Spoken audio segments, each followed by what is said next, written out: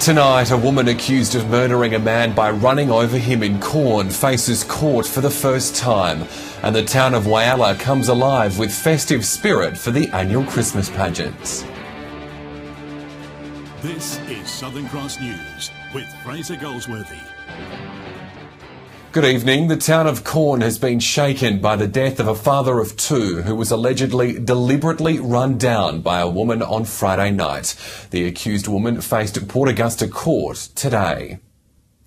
Just after 8 p.m. on Friday, this quiet street became a crime scene. Emergency services rushed to Park Terrace in Corn to find a 38-year-old man had been run over. Despite their desperate attempts, the father of two died at the scene. Police allege Adriana Tennant was behind the wheel and she intentionally ran him over. Police will be alleging that the driver drove at and collided with the pedestrian and pushed him down into a creek bed where a collision occurred with a tree.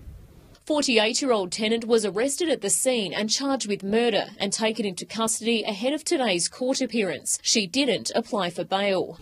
Oh, look, any loss has a polarising effect, but when in a small community, it really does send shockwaves through that community. But when both parties are known, no one is spared with the trauma. It's alleged the pair were known to each other. Major crash investigations attended the scene and police are now conducting a forensic examination of the vehicle used in the crime. We believe there was some form of altercation between the two parties, and that altercation obviously escalated to the tragic consequences that we're faced with today. Tennant will remain in jail until her next court appearance on February 21st. Amelia Simpson, Southern Cross News. Two men have been arrested after a police officer was hit with an object during an arrest at a popular Port Lincoln night spot. Just after midnight on Sunday morning, police arrived at a Tasman Terrace business, arresting a 31-year-old man for re-entering the premises after being evicted. During the arrest, a second man allegedly threw an object at police, striking one of the officers. The 21-year-old was also arrested and charged with aggravated assault. Both men from Adelaide will front the Port Lincoln Magistrates Court next month. The state government's speed limit reduction to the Goyder Highway has come into effect, with the stretch of road between Crystal Brook and Gulnair now capped at 100 kilometres an hour. The cut is part of a state government commitment to reducing the amount of casualties on rural roads, with 10 deaths recorded on the Goyder Highway between 2011 and 2015. It's led the Liberal Party to reiterate its promise to restore the speed limit to its original 110 k's an hour, saying the highway is still in a good driving condition and a speed cut won't fix the problem. What the Liberal Party will do if we're elected in March is we will remove this reduction in speed limit on these country roads, including the one that we're at today on the Goyder Highway. It says it'll reverse the cuts if elected at the next state election in March. Farmers across South Australia will now be able to legally grow hemp crops for industrial products, cosmetics and for use in food, following years of consultation. The application was first developed in 2009 and finally passed government approval this month. It's an often misunderstood substance due to its association with cannabis. But with the psychoactive THC removed from the plant, industrial hemp seeds and oils can now be used in foods and cosmetics. We have our food regulations now in place, which means that it's actually quite legal to consume hemp seed, hemp oil as a food. The industrial hemp manufacturing industry is expected to grow across our region in the coming years. Within 5 years, we'll have a small and expanding industrial hemp industry here, and it could have a farm gate value of up to $3 million a year. Farmers from across the Yorke Peninsula and Mid-North are keen to get on board. But with the government taking so long to pass the legislation, they say they're frustrated they missed out on a potential planting season. The ideal dates for planting the crop are sort of somewhere between October and December, which is right as we speak. Because of legislation, it's dragged its heels. We've probably missed the boat for this year for a planting. Trials on different hemp plants are currently underway. Farmers are now hoping to start seeding next season in order to produce a locally grown and SA branded product. This crop lends itself beautifully to our climate, and we do have new cultivars that are being bred that will actually be great for our climate as well. If I could grow it in my farm, yep, be on it 100%. Rachel Nell, Southern Cross News. Stay with us after the break here on Southern Cross News. Improving the loo, the local group working on making a public toilet a work of art. That's next. The Bundalee Picnic Ground has received $150,000 in the Fund My Neighbourhood program to develop a glass-fronted community and event centre. The state-of-the-art facility east of Port Pirie will showcase the natural forest environment and play host to community events, weddings and health and wellbeing retreats. The project received 143 votes from community members, and it's one of a number of projects across the state sharing in $20 million in funding through the program. South Australia's newest Senator, Rex Patrick, has paid his old stomping ground a visit. A former resident of Whyalla, the replacement for Nick Xenophon, says the future of the town is one of his most important issues, and he's confident prosperous times are ahead. Rex Patrick has been a long-term resident of South Australia, but he knows Whyalla particularly well. He moved with his family to the town as a child, completing his schooling here before joining the Navy in 1983. I loved this place as a kid. It was quite a safe place, lots of things to do, lots of mischief to get up to. It's fantastic. He was back for business just weeks after being sworn in as Nick Xenophon's replacement. Mr Patrick had meetings with GFG about its Whyalla operations and took time out to take part in the city's Christmas pageant. One of his top priorities is the town itself, given its link to many important industries. Simple things like energy costs for both consumers and for industry. There's the Commonwealth procurement rules. I asked a question of Matthias Cormann last week. While he believes the city is on track, he believes there's a lot of heavy lifting to be done. Things are looking optimistic now. However, there is still a lot of work to do. That's one of the things I'm up here to talk with Sanjeev Gupta about. As the state government investigates rorting of the Murray River plant by launching a royal commission, he says its future was a key issue for locals. We need to make sure environmentally that the water flows through the Murray and down out through the mouth. Otherwise we end up with a dead river. John Hunt, Southern Cross News. A loo improvement project being completed by a Mosaic group in Cummins has received national attention. The public toilet turned art project has become a shrine in the town and is now a tourist pit stop.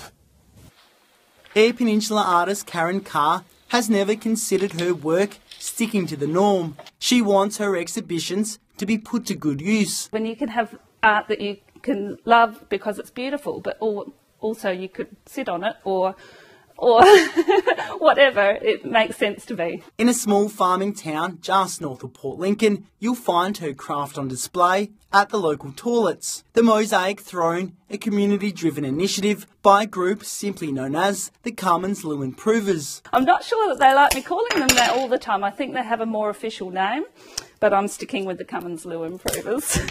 But the loo is more than just a toilet break. The artwork offering a glimpse of the town's railway heritage with a touch of toilet humour. All of the loo doors are named after sidings along the railway. The sculptures throwing back to a time when railway offered more than just transport to the farming reliant town. She's here waiting for the train with the cases and her children.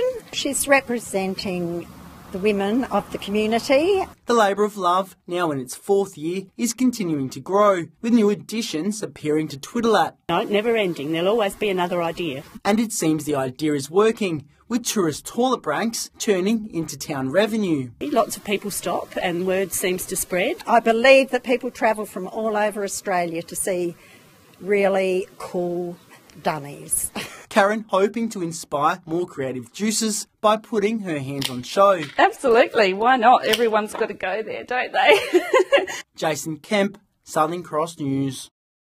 Stay with us. Still to come tonight, 2 local community groups reap the benefits of a police charity golf day in Port Augusta. Plus, the festive season kicks off in Whyalla with the annual Christmas pageant. That's next. Port Augusta police officers have raised thousands of dollars for the community after a successful charity golf day. A local traditional dance group and the Port Augusta Army Cadets are now set to reap the benefits of the funds.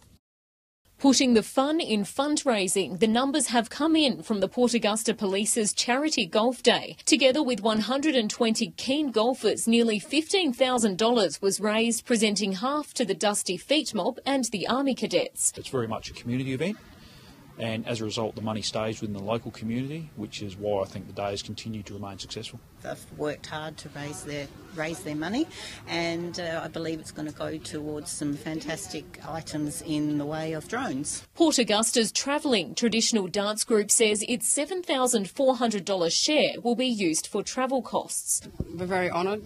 I'd like to thank Port Augusta Police and help us get to and from to do our performances for transport. We're trying to get a bus together.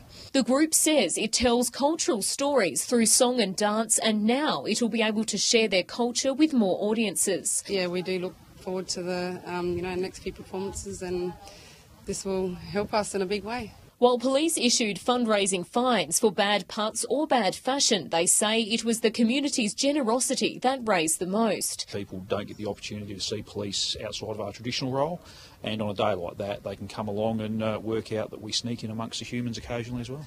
Amelia Simpson, Southern Cross News. Thousands of Whyalla residents have helped kick off the festive season, lining the streets for the annual Christmas pageant. New Steelworks owner Sanjeev Gupta marched the streets while local kids were treated to an appearance from the man of the moment, Santa Claus. A hellish couple of years for the town were forgotten on Saturday afternoon as festive cheer rung out across Whyalla's City Plaza. Sunny skies saw thousands of families line the streets to watch on as 60 floats made their way down the parade. Kids everywhere enjoying what was on offer. I thought it was pretty good. What was your favourite bit about the pageant? The lollies. I enjoyed seeing the motorbikes go past. It's pretty good. But there was one man they all wanted to see, and he didn't disappoint. Father Christmas made a flying visit to the town to the joy of every girl and boy. What was so fun about it?